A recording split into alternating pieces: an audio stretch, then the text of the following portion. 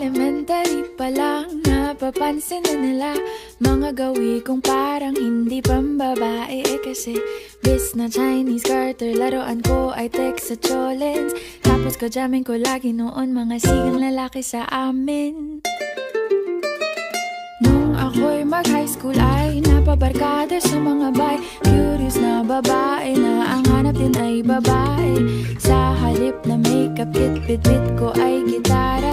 Tapos pormahan ko lagi ay long sleeves na t-shirt at faded na lonta.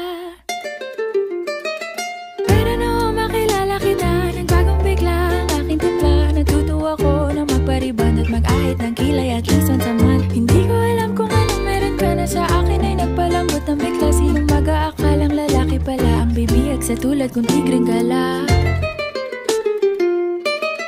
Kahit ako'y titibok-tibok, puso ko ay titibok-tibok pa rin sa'yo.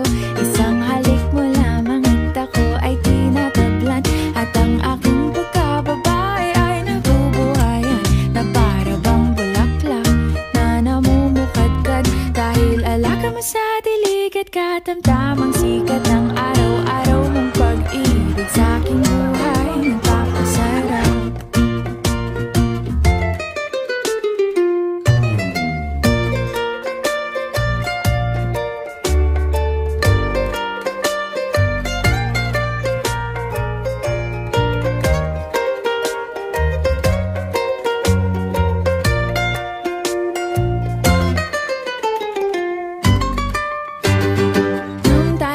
College ay saka ko lamang binigay ang matamis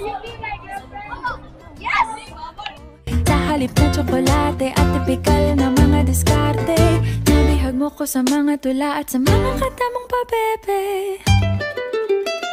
Kaya nga noong makilala kita, alam mo na agad na mayroong himala. Natutuwa kong magtakong at napadalas ang pagsuot ng bestidang pula. Pero di mo naman inasam na ako ay magbagong tuluyan para patunayang walang matigas na tinapay sa mainit na kape ng iyong pagmamahal. Kahit ako'y titibok-tibok, puso ko ay titibok-tibok pa rin sa'yo. Isang halik mo lamang at ako ay tinatablan.